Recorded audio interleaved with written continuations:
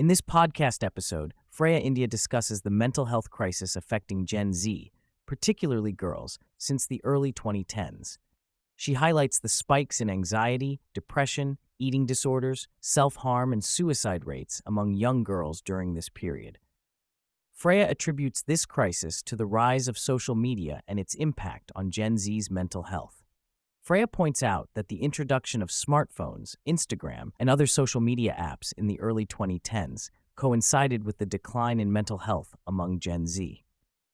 She emphasizes the role of social media in exacerbating mental health issues, especially for girls.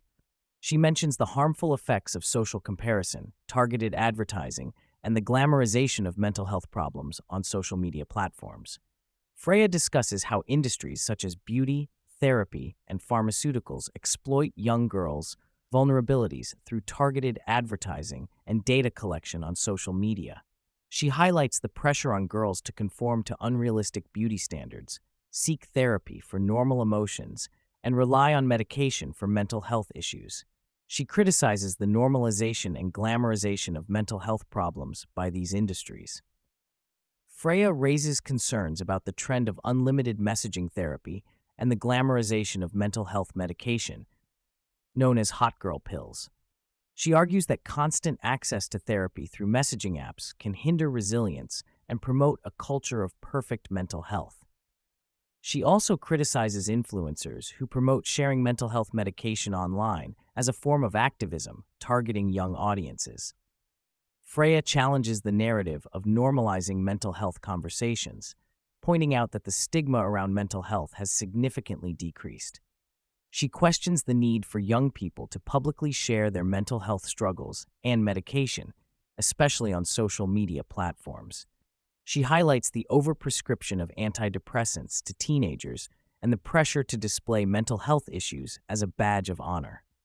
Freya discusses the trend of documenting intimate and meaningful moments on social media, such as childbirth or personal revelations. She criticizes the practice of prioritizing filming over experiencing the moment fully, leading to a superficial representation of life online. She emphasizes the importance of living in the moment and preserving memories without the pressure to share them online. Freya argues that modern mental health advice often focuses on consuming products or services to address mental health issues, rather than encouraging personal growth and self-improvement. She suggests that the emphasis on medication and therapy overlooks the importance of developing resilience, coping skills, and emotional intelligence. Freya advocates for a holistic approach to mental health that includes personal development and self-reflection. Freya points out the absence of role models for young women who promote discipline, self-improvement, and moral values. While there are influencers and celebrities advocating for self-love and empowerment, there is a lack of guidance on being a good person and making positive choices. She notes the influence of pop culture figures like Taylor Swift and Ariana Grande on Gen Z girls, shaping their perceptions and behaviors. Freya discusses the rising trend of male body image issues, fueled by societal expectations of a muscular physique. She highlights the impact of social media and fitness culture on shaping unrealistic beauty standards for both men and women. The pressure to conform to these ideals leads to an increase in cosmetic surgeries and body dysmorphia among young people. The conversation shifts to the prevalence of selfie editing and filters on social media, which distort individuals' perceptions of themselves. Freya explains how constant exposure to edited images can contribute to body dysmorphia and low self-esteem. She also touches on the negative effects of social media platforms that facilitate indirect forms of aggression and exclusion among young women. Freya delves into the phenomenon of girls sharing unflattering photos as a form of self-expression and vulnerability on social media. She critiques the performative nature of these posts, which often present a curated version of imperfection. She questions the authenticity of such content and suggests that reducing overall social media consumption may be more beneficial for mental well-being. The discussion explores the diverging worldviews between Gen Z girls and boys, with young women leaning towards progressive values while men tend to be more conservative. Freya attributes this divide to factors such as education, social media algorithms, and gender roles. She highlights the influence of social justice movements and online echo chambers in shaping young women's beliefs and attitudes towards dating and relationships.